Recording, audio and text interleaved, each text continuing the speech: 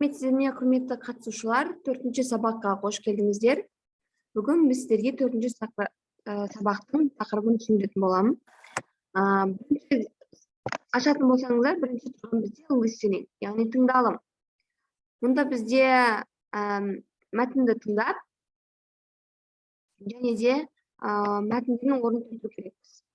Мысалы, бірінші мына жерде international student, identity card, international student, халықаралық студент, identity card, жеке куәлік, name, ат, есім, nationality, ұлт, age, жас. Енді Мелин арасында диалог берілген, соны оқимыз. Who is he? Ол кім? He is Alex. Ол Alex. He is in my class. Ол менің сыныбымда. Where is he from? Ол қай жақтан? He is from Mexico. How old is he? He is 22, I think. Оның жасы нешеде? Оның жасы 22-де деп ойлаймын. He is very good looking. Өте әдемі. Яғни дәл осы сіздер сөйлетіп қойып шығасыздар.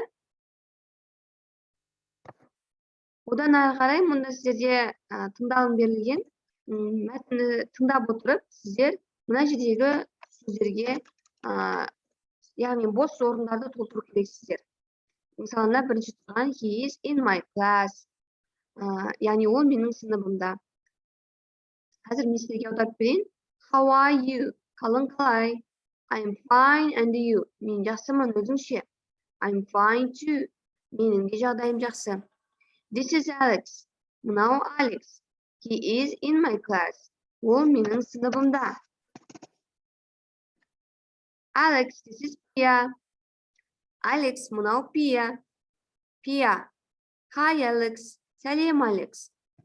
Сен қай сыныптасың? Which class are you in? Яғни дәл осылай сіздер де мына жердегі бос орындарды толтыру керексіздер. Ары қарай тапсырмаға өтетін болсақ, сізде бізде writing. Writing-ға кірсек, мұнда бізде сұрақтар берілген. Special questions, арнайы сұрақтар.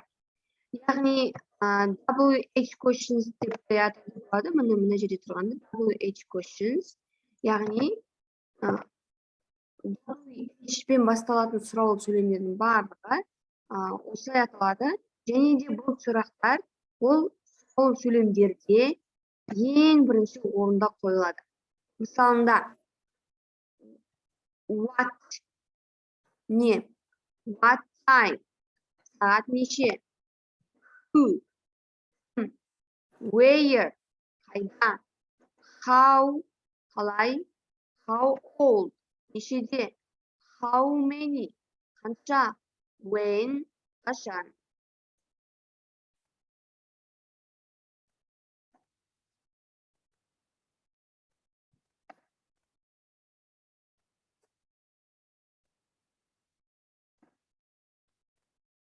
Мына жерде мен сіздерге қазір қалай қолдану керек екенін, олардың қолдануын мен сізге көрсететін боламын. Мысалында what дегеніміз не дедім, иә? What, не. Мысалы қараңыздар.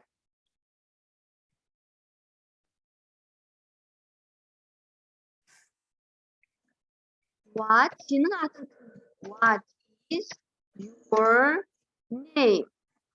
Сенің атың кім? What is your name? Яғни WH сұрағы мынау тұрған ол сөйлемнің басында келеді. Сұраулы сөйлемде келеді. Мысалында сен кімсің? Кім деген who. Сен кімсің? Who are you? Сен кімсің? Who. Қайда деген бізде where. Where қайда? Мысалында сен қайдасың? Where are you? Сен қайдасың? Where are you? Сен қайдасың? Where деген қайда? Who? Кім? What? Не?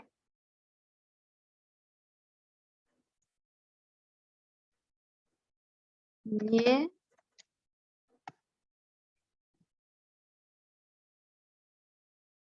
Не? деген. Кім? Where деген.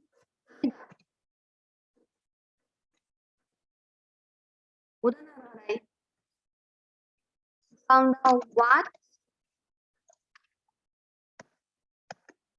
what time? What time? Сағат нешеде?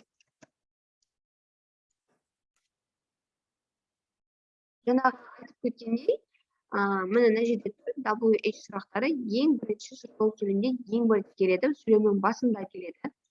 What не? What time? Сағат нешеде? Who? Кім? Where? Қайда?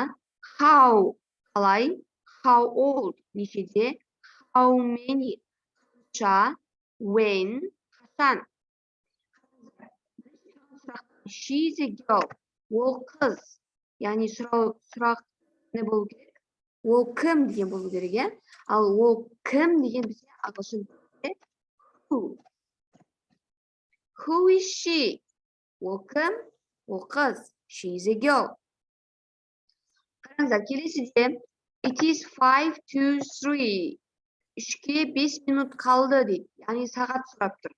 Сағат бізде ағылшын тілінде what time? What time? Сағат неше болды? Сағат 3-тен 5 кетті. 3-ке 5 минут қалды. They are in the school bus. Олар мектептің автобусында отыр, иә? Олар мектептің автобусында. Олар сұрақ қандай болу керек? Қайда, иә? Қайда? Яғни where are they? Where are they? It is a famous museum. Бұл танымал мұражай. Яғни бұл не? What is it? Бұл не? Бұл танымал мұражай. Енді 25 желтоқсанда, яғни 25 желтоқсанда Christmas қашан? When is Christmas? It is on 25th December. He is 9 years old. Оның жасы 9-да. Яғни ол нешеде? How old? Мұнда мән беріңіздер, how-ның жанына old деген келсе, жасты сұрап тұр. Ал тек қана how деген болып келсе, неше ол қалай деген сөз. Ары қарай, they are best friends. Олар жақсы достар, жақын достар. Яғни олар кімдер? Кімдер деген бізде who. Who are they? They are best friends. He is a judge. He is a judge. Ол сот төрағасы, иә? Яғни ол кім? Who is he? She is at school. Ол мектепте. Ол қайда? Where is she? Ол қайда? She is at school. He is an actor. Ол актер. Ол кім? Who is he? Ол кім? Ол актер. Жауапты қараңыз. I am going to the cinema. Cinema деген кинотеатр. Going to, яғни бара жатырмын. Мен киноға бара жатырмын. Сен қайда бара жатырсың? Are you going? I am sick. Тұрмын дейді. Яғни сен қалайсың? How are you? Қалайсың? I'm sick. Мен ауырып тұрмын. There in the picture. 9. Суреттегі адамдар 9 дейді. Яғни қанша адамдар? Қанша? How many? How many? He is writing. Ол жазып отыр. Яғни ол не істеп отыр? What is he doing? She is painting. Сурет салып отыр. What is she doing? істеп жатыр? Ол сурет салып жатыр. He's at the zoo. Ол қайда? Қайда деген ағылшын тілінде where. Where is he? Is a lamp. Бұл лампа. Бұл не? Не деген what is it? It is a lamp. Biz mына сөйлемдерді дәл осылай аударамыз, қоямыз. Орындарына мысалы who деген кім, what не, where қайда, why не үшін, which қайсы, when қашан. Енді қараңыздар. Your favorite song. Сенің сүйікті өлеңің қандай? Қандай бізде? What is your favorite song? Football player in the world. Әлемдегі ең мықты футболшы кім? Яғни who? Who is the best player? London. London қайда? Where is London? Where is London? London қайда? Your friend's birthday. Сенің досыңның туған күні қашан? Яғни when? When is your friend's birthday? Coat is cheaper. Арзанырақ, яғни қайсы куртка арзанырақ? Қайсы деген бізде ағылшын тілінде which coat is cheaper?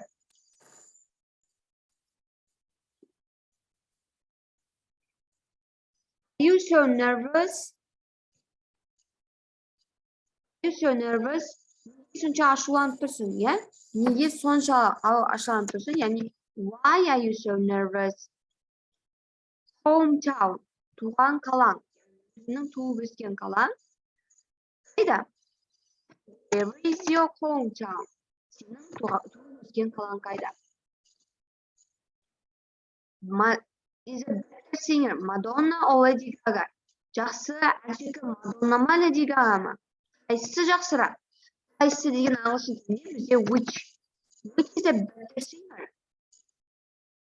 On Friday. Are you going on Friday? Жұма күні сен бара жатсың ба? Яғни бір жаққа бара жатсың ба? Қайда бара жатсың? Are you going on Friday? Жұма күні қайда барасың? Is that girl standing next to Mark? Анда тұрған қыз кім? Кім? Who is that girl standing next to Mark? Is the problem? Қандай мәселе? What is the problem? Қандай мәселе? One should I buy, black or blue? Қайсысын сатып алайын? Black or blue? Қарасын ба, көгін бе? Қайсысы? Екі заттың бірін таңда деп тұрса, which болады. Сенің туған күн кешің қашан? When? Are you going on holidays? Сен демалыс күндері қайда барасың? Where are you going on holidays? Your best friend. Сенің жақын досың кім? Who is your best friend? Who is your best friend? Сенің жақын досың кім? Мына жерге сіздер өзіңіздің мысалдарыңызды жазу керексіздер. Дәл осылай өздеріңіз сұрақ қою керексіздер. Келесімізді ашатын болсам, reading, яғни мәтін беріледі.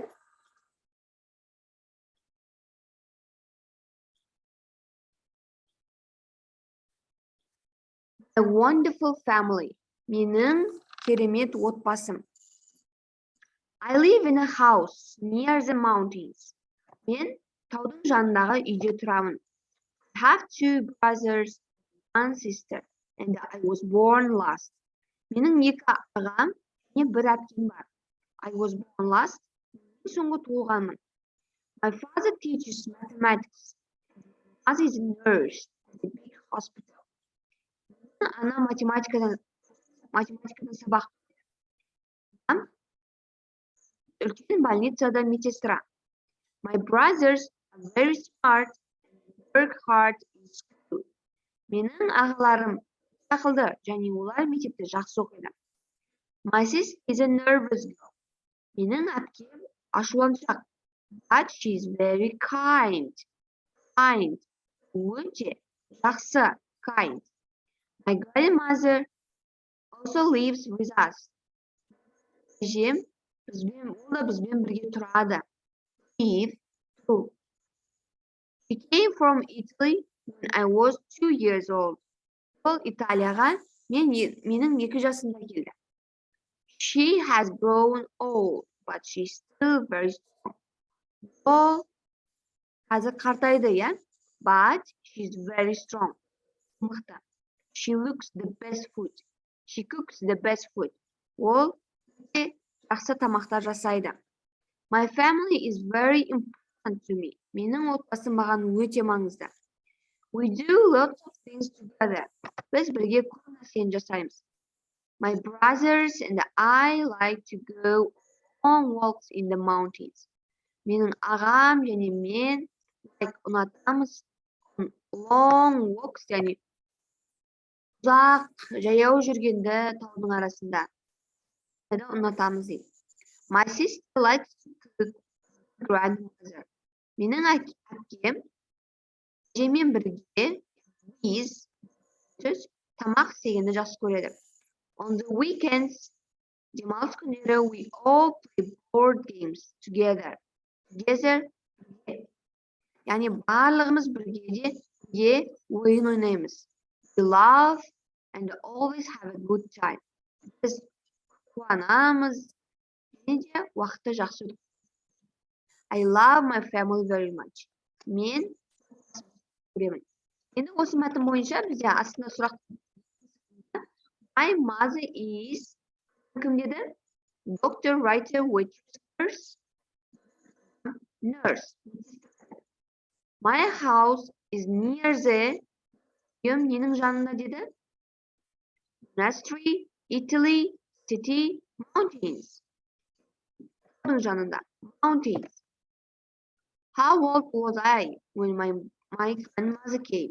Мен әжем келгенде неше жаста болдым? 10 years, 2 years, 3 years, just born. Әжем келгенде 2 жаста. 2 years. Демалыс күндері біз не істейміз деді? We cook pasta, we clean the house, үй тазалаймыз, паста жасаймыз, go to movie, киноға барамыз, play board games together. Бірге ойын ойнаймыз. We play board games together деді, иә? My sister is kind. Also, менің әкем жақсы, бірақ ол strong, мықты, mean, қатты, яғни қол ашық емес, nervous, ашушаң, quiet, тыныш. Мен бұл жерде ашушаң, бірақтан да жақсы деген болатын, иә? Ендігі бізде тапсырма келсін бізде speaking, яғни сөйлеу дағдысы.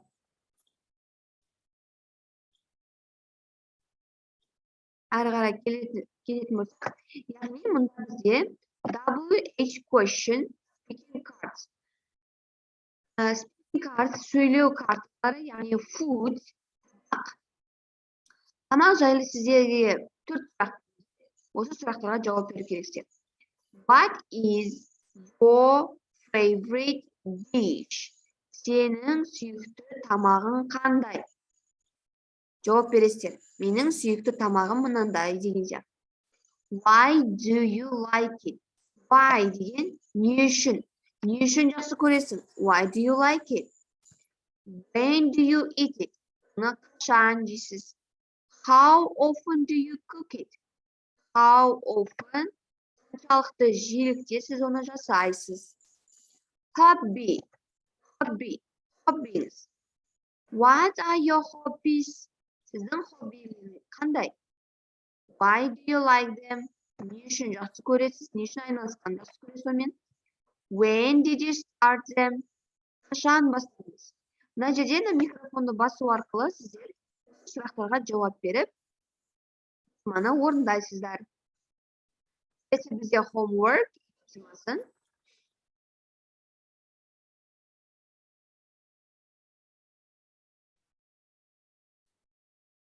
Aslında жаңағындай speaking'e берілген, яғни friends, достар, animals, жануарлар, birthday, туған күн. Мысалы, сіз friends жауап беретін болсаңыз, біріншіден, who is your best friend? Ең жақын досың кім? How often do you see him, her? Ер адам болса him, әйел адам болса her. How often? Қаншалықты оны көресіз? Where does he, she live? Ол қайда тұрады? How does she help you? Ол сізге қалай көмектеседі? Келесі animals, жануарлар. What is your favorite animal? Сенің сүйікті жануарың қандай? Why do you like it? Не үшін оны жақсы көресіз? Where does it live? Ол қайда тұрады? What does it eat and drink? Ол не ішеді және не жейді? When is your birthday? Яғни бұл жерде туған күнге байланысты сұрақтар. Birthday деген туған күн, when деген қашан? Сенің туған күнің қашан? How do you celebrate it? How, қалай? Сен қалай оны тойлайсың? What presents do you like? Қандай сыйлықтар жақсы көресің? How many friends do you usually invite? Қанша досыңды әдетте туған күніңе шақырасың? Яғни осы сұрақтарға сіздер жауап беру керексіздер. Жазбаша мына астан жазасыздар.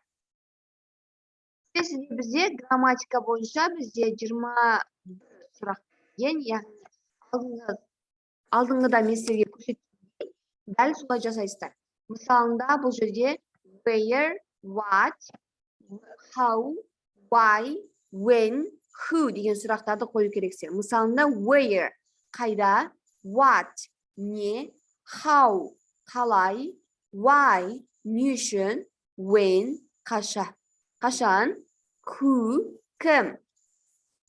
Мысалы, бірінші сұрақта to the open market дүкенге, яғни маркетке бара жатсың, сен қайда бара жатсың деген болу керек. Қайда бара жатсың? Дүкенге. Where are you going? She's manager at M&S. Ол M&S'те менеджер. Яғни ол Ann кім? Who is Ann? Who is Ann? Ann кім? Every weekend. Әр апта сайын. Яғни әр аптада. Жерде болады. Do you clean your house? Сен үйіңді қашан тазалайсың? Қашан? When do you clean your house? Қашан тазалайсың? Every weekend. Әр аптада. Horror. Kind of films do you like? Қандай фильм сізге ұнайды? Horror. Қорқынышты. Яғни қандай дегенде what kind? What kind? Фильмнің қандай түрін жақсы көресің? You running? Бара жатсың. Because I'm late for work. Мен жұмысқа кешігіп бара жатырмын. Яғни сен не үшін жүгіріп бара жатсың? Why are you running? Why деген не үшін? Бара жатсың? Себебі мен жұмысқа кешігіп бара жатырмын. I'm late for work. Cooking lunch. Кім түскі ас дайындап жатыр? Mother, сенің ана. Кім деген ағылшын тілінде? Who? Who is cooking lunch? Your mother. Сенің анаң. Яғни сіздерде дәл осылай сөздерді аудара отырып, мағынасына қарай осы сұраулы сөйлемдерді қоясыздар. Арнайы сұрақтар. Және де ары қарай астына түсетін болсаңыздар, мына жерде мәтін берілген, және де осы мәтін бойынша бос орын тұрған сызықтарға бізге қою керек. Мысалында, біріншіден, my name is Hans. Менің атым Hans. I is are am do. Яғни осы қою керекпіз. Мен механикпін. Мен механик. I am. I am. Яғни am'ді белгілейміз. Қарай. Believe, think, drive, live. Believe, сенемін. Think, ойлаймын. Arrive, келемін. Live, тұрамын, өмір сүремін. Қараңыздар. I London, яғни мен Лондонда сенемін. Лондонда ойлаймын. Лондонда келемін. Лондонда тұрамын.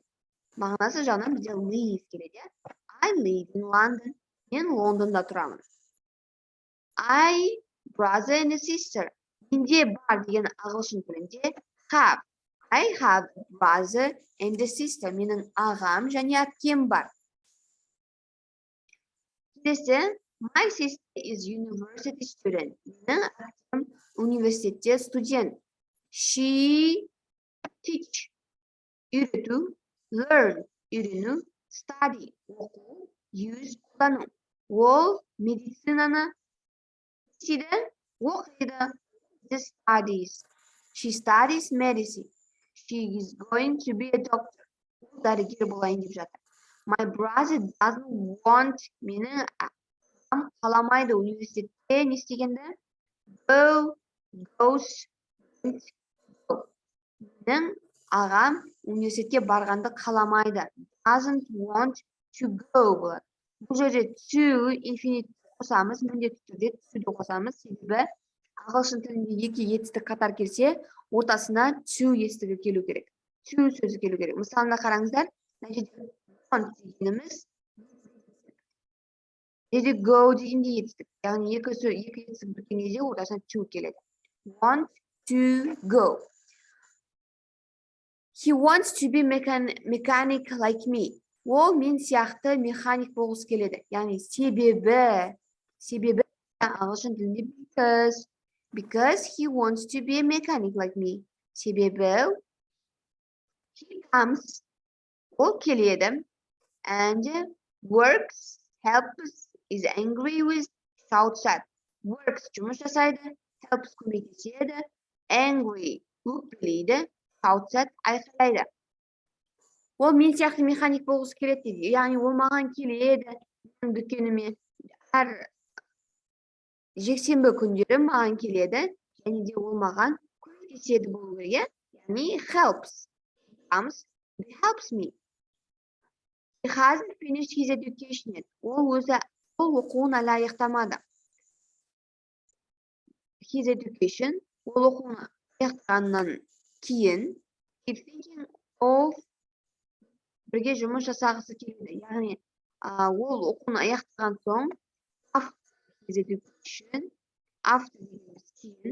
education, he's thinking of working with me.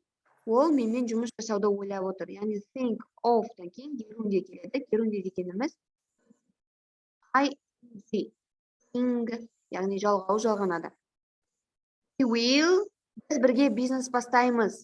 Яғни бизнес жүргізу, run the business. Яғни бизнес жүргізу деген сөз.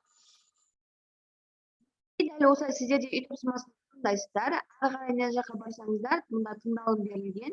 Яғни describing people. Адамды суреттеу. Мұнда бос орындарды сіздер толтырып кетесіздер тыңдалымды тыңдау арқылы. That's my friend. Джем.